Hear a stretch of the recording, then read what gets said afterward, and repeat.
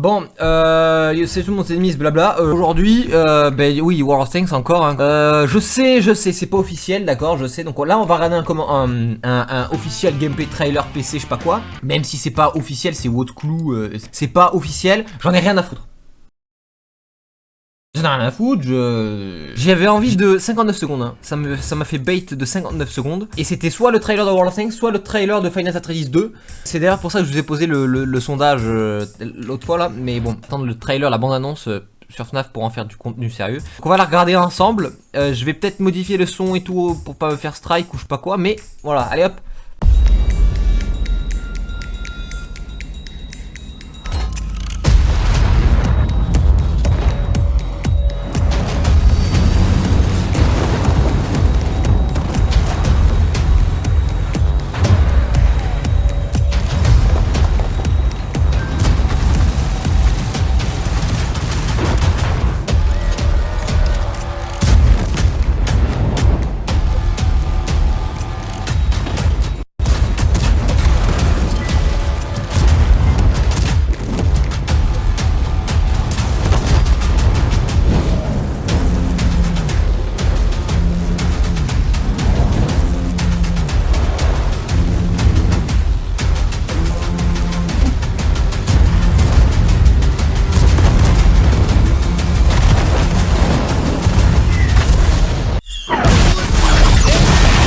Le point clé de cette vidéo, je vais y aller direct. Le trailer ne traduit pas véritablement ce qu'est le jeu dans son essence.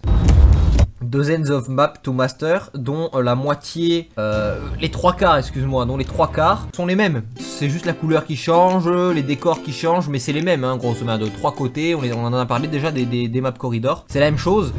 Et bon bah c'est comme ça quoi. Voilà, là tu vois ils mettent en avant leur nouveauté, parce que c'est quand même une nouveauté, c'est quand même récent dans World of Tanks. Les événements aléatoires, c'est quand même vachement nouveau, donc ils le mettent en avant direct alors que c'est même pas finalisé.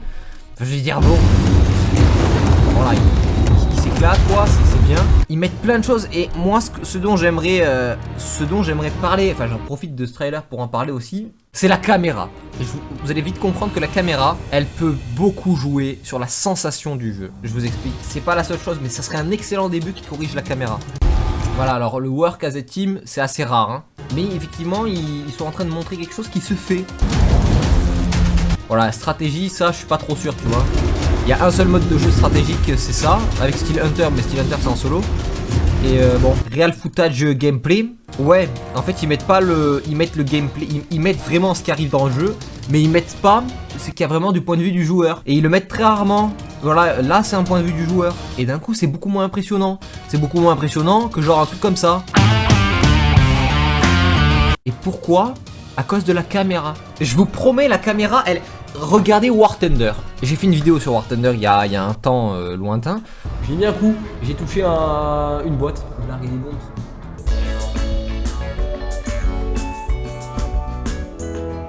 Pourquoi War Thunder on a plus l'impression que c'est réel, plus l'impression d'une simulation? À cause de la caméra. La caméra dans War Thunder, dans tous les jeux réalistes, est proche du véhicule. Mais proche d'une certaine façon, parce que tu peux zoomer sur World of Tanks. Mais la caméra elle va arriver au-dessus du tank. Tu vois, la illustration, tu vois, si j'y arrive.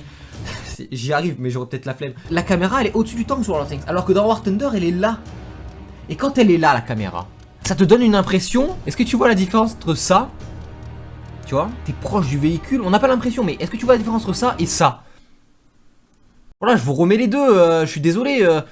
Il y en a un, on est proche du véhicule, on est bas, on est à hauteur. On a l'impression que le véhicule, il est énorme, sa mère, quoi. Tandis que là... Oui, je mets un S à tandis, qu'est-ce qu'il y a? Tandis que là on est loin, mec. Et tu sais que tu peux dézoomer. Tu sais qu'on peut dézoomer sur World of Tanks. Qu'on peut arriver à un stade où on voit toute la map, c'est notre terrain de jeu. Ta gueule.